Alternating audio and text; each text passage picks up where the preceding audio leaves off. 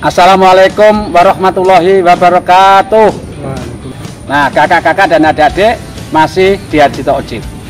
Nah, pertemuan ini lanjutan dari episode yang 1. Sekarang di episode yang 2 ini adalah kita akan melanjutkan wawancara kita dengan seorang kakak pelatih.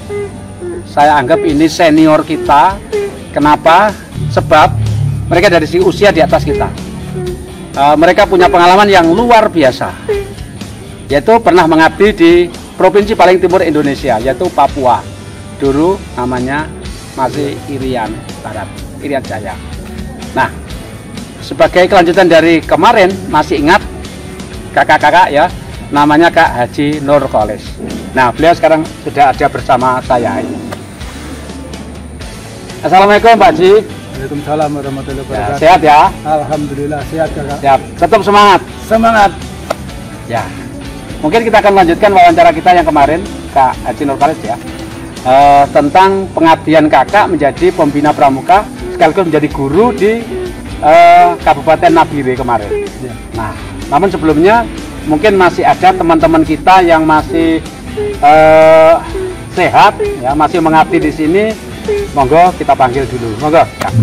Assalamualaikum warahmatullahi wabarakatuh. Waalaikumsalam. Salam pramuka. Salam.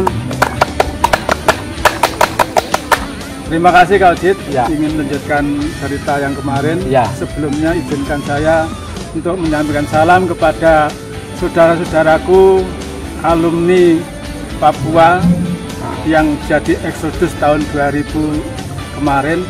Alhamdulillah, mudah-mudahan semuanya sehat-sehat, bahagia bersama anak cucu. Yang kedua, kepada saudara-saudara kita yang sudah mendahului kita, mudah-mudahan diampuni semua dosa-dosanya, diterima amal baiknya, dan mudah-mudahan dijadikan ahli jannah. Amin, amin, amin. Terima kasih. Salam buat semuanya. Ya, oke. Terima kasih. Pak Haji, mungkin juga salam kepada adik-adik pembina kita dulu yang mungkin bisa melihat video ini. Mungkin kita sapa dulu. Monggo Kak. Assalamualaikum warahmatullahi wabarakatuh. Salam pramuka. Salam. Pada anak-anakku yang dulu menjadi siswa saya yang di Irian Jaya, yang sekarang menjadi pembina, saya ucapkan selamat berjuang untuk memajukan wilayah kita, wilayah Papua dalam bidang kepramukaan. Jadi mari kita hidupkan kembali apa-apa yang sudah saya sampaikan kepada kalian untuk memajukan pramuka di Irian Jaya. Ya. Jadi agar tetap tegaknya NKRI harga mati, gitu ya Kak ya? Betul, betul, betul. Nah, Iya. saudara-saudara kita yang ada di Papua, ini adalah sosok yang pernah mengabdi kurang lebih 15. Apa Kak? 15 tahun. Bukan 15 hari, 15 bulan, tapi 15 tahun. Waktu yang tidak pendek. Oleh karena itu, yang kemarin belum saya eksplor, Kak Haji kemarin ketika berangkat ke sana kan masih bujangan gitu ya. Ya. Nah, kira-kira selama di sana 15 tahun itu pulang berapa kali, terus menikah dengan orang mana, anaknya lahir di mana? Terima kasih. Ya. Kami 1,5 tahun sudah tidak kuat lagi ngumpet.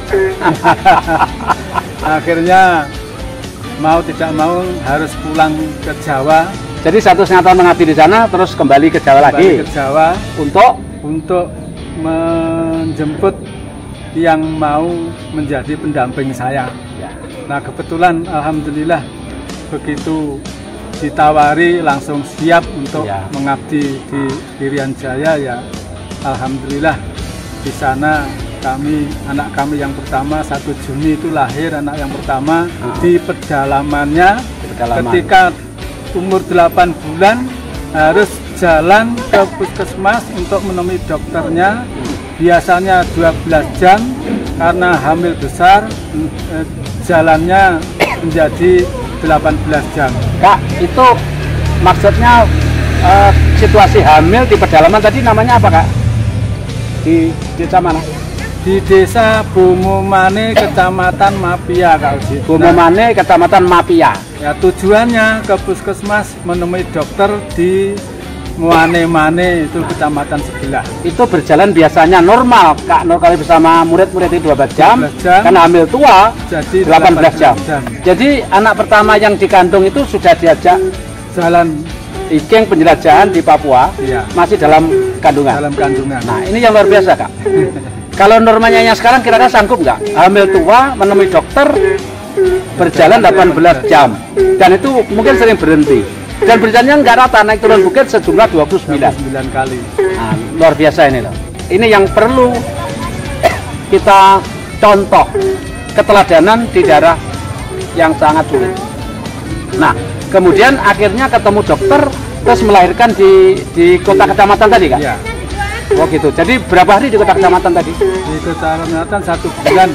Oh jadi menunggu kelahirannya sekalian ya? Ya. Jadi 1 bulan. Terus 1 bulan itu kakak tetap di situ atau kembali lagi untuk mengajar? Kami dititipkan di SD Muane-Mane 1, sehingga kami tidak mengalami kendala dalam kedinasan. Ya. Alhamdulillah Allah buka jalan pada kita. Setelah 1 tahun di situ diajukan mutasi pindah ke situ. Oh gitu. Sampai tahun 92. Jadi kakak mengalami perjalanan jauh itu untuk ngambil gaji tiap bulan itu 12 jam itu berapa waktu? 8 tahun? 85 sampai 90. Berarti kurang lebih 5 tahun. 5 tahun ya? Ya. Jadi selama 5 itu tadi apa naik turun bukit sejumlah 29. Nggak pendek loh Kak ya. Segitu. Sebenarnya tidak jauh Kak Ujit. Kalau dari pesawat kan melewati atas kampung kita, ya. Pesawat itu. Nah. Itu untuk pesawat itu 15 menit. 15 menit cukup. Tapi karena jalannya kayak gini, jalan kaki jadi 12 jam. Jadi 12 jam. Nah, itu pelajaran yang kesekian kalinya kita ambil hikmahnya. Kemudian anak pertama lahir di sana, laki atau perempuan Kak?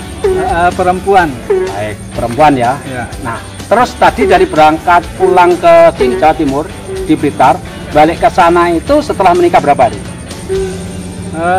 Ketika itu kehabisan sangu, akhirnya menunggu tanam tembakau selama 3 bulan di talun. Oh gitu. Kemudian setelah bakunya panen, baru kita bisa untuk perkirakan untuk biaya pulang ke Irian. Dan di sana hampir dikeluarkan karena terlambat. Nah untungnya laporan dari pengawasnya itu tanggal 4 Oktober. Nah saya datang tanggal 1 Oktober sehingga dapat luput dari pemecatan itu. Kak, berarti dalam perjalanan pulang ke Papua itu berarti dalam rangka masih pengantin baru Kak? Iya. Itu ini keren ini. Dari Surabaya Sorong ada 5 hari. Terus menunggu kapal perintis yang menuju Nabire 21 hari. Jadi itu tidak naik pesawat tapi naik kapal. Kapal ya. Jadi bulan madu di kapal. Nunggu 21 hari di Sorong. Masih 21 hari di Sorong. Jadi perjalanannya akhirnya total berarti 1 bulan ya kira-kira? 1 bulan lebih. Berarti berbulan madu di perjalanan itu ya. Nah ini pelajaran. Terus anak kedua lahir di sana juga Kak? Anak kedua lahir sudah kami pindah di Nabire, di pantainya tahun 92. Wah. Terus anak ketiga? Anak ketiga ya di sana juga. Jadi punya 3 anak itu lahir produksi Papua? Papua semuanya. Alhamdulillah ya. Anak pertama sekarang sudah ditugaskan di SMP 1 Bakung, pegang PAI. Ya. Jadi juga jadi guru ya Kak ya? Jadi guru. Anak yang kedua? Yang kedua jadi fotografer. Fotografer. Yang ketiga? Jadi sales. Oh gitu. Jadi yang jadi guru yang pertama? Ya. Juga menjadi pembina pramuka? Kursus mulai dasar di Kanigoro pada waktu itu 2014. Nah, luar biasa. Jadi ada tunas kelapanya muncul ya. Di putra yang pertama, di putri yang pertama. Ini cerita singkat tentang Kak Haji Nurkolis. Bisa kita ambil hikmah banyak banget di sini ya. Kak mungkin ada suatu kisah yang seru banget atau mungkin bisa kita ambil hikmahnya ketika bertugas menjadi pembina pramuka di Nabire? Ya Kakak, terima kasih. Untuk kegiatan pramuka kami berlatih 1 minggu sekali. Ya. Untuk siaganya itu hari Jumat, untuk penggalangnya hari Sabtu.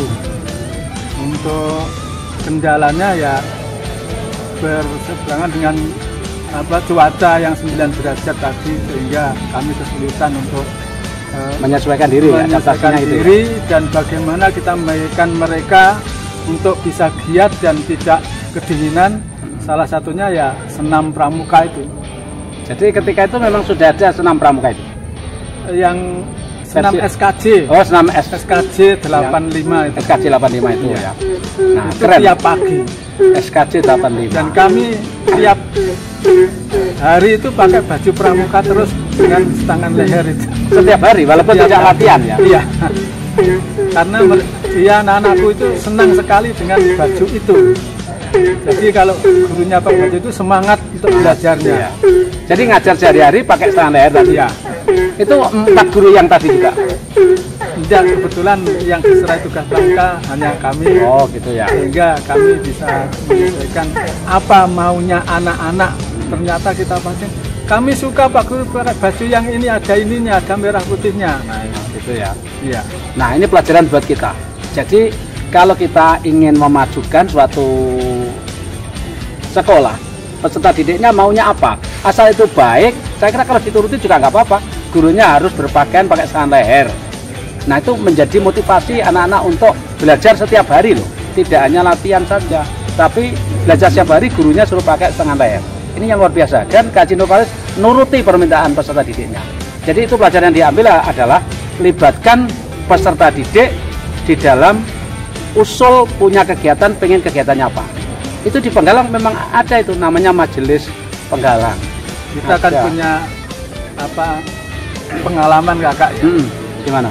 Dalam mengambil kesepakatan, ambil hikmah dari ya bekal kita dari Jawa itu. Kalau pembina itu bisa mendekati anak dan anak sudah senang sama kita, itu pendidikan itu 50% sukses Kak. Ya, jadi kita bisa mengambil hati peserta didik. Betul. Peserta didik itu kita bisa menyelami kepada peserta didik perasaan mereka, pengennya maunya apa. Ya. Asal baik kita turuti keinginannya, mereka senang sama mereka senang. Berarti kalau sudah senang pada kita, mau diajak kemana saja ikut gitu. Betul, gitu ya. Betul. Jadi itu sudah mempermudah pemahaman 50%, insya Allah sudah sukses. Gitu. Betul. Itu pelajaran yang kesekian kalinya dari Kak Cinopalis. Nah, kakak-kakak bagaimana? Seandainya kakak-kakak kondisi sekarang ini, misalnya P3K atau CPNS ditempatkan di Nabire, kira-kira berangkat apa enggak? Nah, jawabannya tidak usah disampaikan, di dalam hatinya masing-masing. Ya, seperti ini kakak kameramen ini, kalau ditugaskan di Papua, apa ya berangkat? Papua bukan Papua di Jayapura atau di pedalaman. Kayak kantor kali itu kira-kira berangkat apa enggak? Ya, itu menjadi pembina pramuka di sana, digaji berapa, berangkat ke sana. Kira-kira punya apa enggak? Kalau ramalan saya kira-kira nggak banyak yang berangkat, kira-kira loh ya. Tapi semoga pembina pramuka yang hebat adalah mau ditempatkan di wilayah mana saja seluruh NKRI. Ibaratnya pohon kelapa, buah kelapa dimanapun harus bisa tumbuh dan bisa menghasilkan yang bermanfaat kepada orang lain. Ya. Itu salah satu filosofi dari kenapa kita berlambang tunas kelapa. Kelapa. Kak, berikutnya pengalaman lagi yang bisa kita ambil hikmahnya Kak. Iya Kakak, selama di pedalaman kita belum konangan karena sembunyi. Nah setelah kita turun itu baru ketahuan oleh Warcap Nabire. Akhirnya ya ketika ada Jamnas 82 itu 87 ya. Jambore Nasional 87? 9 berapa gitu, pokoknya tahun 90-an. Nah itu kami langsung menghadap kepada Warcap. Eman-eman kalau ilmu dan tenagamu kalau tidak digunakan untuk berjuang menegakkan pramuka di Warcap Nabire. Akhirnya kami digabungkan dengan tim seleksi Jamnas. Kita diajak keliling-keliling ke gugus depan SMP itu Kak. Nah alhamdulillah kontingen Nabire. Jamnas Nabire pada waktu itu juga memperoleh sesuatu yang membanggakan. Jadi ikut Jambore nasional di mana tempatnya? Di Jakarta apa di mana? Seleksi. Oh, seleksi tim Jamnas. Seleksi tim Jamnas. Ya, kami terus Jamnas berangkat, kami mengadakan Ita Jamnas di Nabire. Baru kali pertama itu. Itu pun tempatnya di tepi pantai dan hanya beberapa tenda. Tenda pun bukan tenda tapi apa itu pelepah kelapa, daun kelapa itu yang dianyam-anyam gitu sehingga persis seperti tenda aja. Jadi bukan tenda kain kayak gini? Bukan begini Kakak. Ya. Itu dari pohon kelapa yang dianyam-anyam itu. Terus dibikin kayak begitu ya. Jadi kayak baraknya tentara militer zaman dulu ya. Betul, itu sudah. Kak, itu fotonya masih ada? Insya Allah kalau yang fotonya yang kemah itu tidak ada karena kami sustennya pada waktu itu rusak dan belum mampu untuk beli lagi. Oh gitu nah, ya. Itu, ya. Oke ya. Jadi kakak bisa bayangkan buat rumah berkemah bahannya dari belarak. Bahasa Jawanya belarak. Ya. Jadi daun kelapa yang ada cabangnya itu dianyam-anyam gitu. Nah gitu. Jadi kalau hujan mesti masuk masihan itu. Kebetulan ya, tidak. Nah, kebetulan tidak hujan, gitu loh ya. Tidak hujan. Baik. Itu pengalaman ya kak ya, pengalaman yang sangat berharga. Ya. Mungkin akan segera mengakhiri sesi kedua ini. Ya. Kak Nurkolis, kami pengen pesan-pesan dan nasihat buat para pembina, pelatih dan juga adik-adikku dalam bergiat dalam bidang kepramukaan. Terima kasih Kak Cid. Ya. Pesan saya kepada semua saja, baik pelatih, pembina maupun anak didik, ini dalam gerakan pramuka, mari kita pegang teguh bekal seorang pembina maupun pelatih itu adalah ikhlas, bakti, bina bangsa, berbudi bawa laksana. Nah itu, yang penting kita ikhlas, insya Allah masalah sudah disiapkan solusinya. Tinggal kita mau enggak ikhlas untuk mengabdi, menyampaikan ilmu kita. Kalau kita ikhlas, insya Allah ilmu kita barokah, kakak. Kalau enggak ya mungkin mengikuti emosi, mengikuti perasaan, akhirnya kita terkikis oleh perasaan dan emosi tadi, akhirnya kita cegah. Cegah itu bahasanya putus asa. Putus asa. Iya. Itu saja, terima kasih. Selamat berjuang kakakku semuanya. Mudah-mudahan sukses selalu. Baik, terima kasih Kak Haji. Terima kasih. Semoga ilmunya bermanfaat di channel Haji Toh ini. Ya Rabbal Alamin. Jadi pesannya adalah ikhlas bakti bina bangsa, berbudi bawa laksana. Itu sesuai dengan moto kita. Jadi itulah senjata kita, sanggup kita untuk bekal mengabdi, mendampingi adik-adik kita maupun para pembina. Kalau ini para pelatih, mendampingi para pembina dalam bergiat di Gugus Sepat.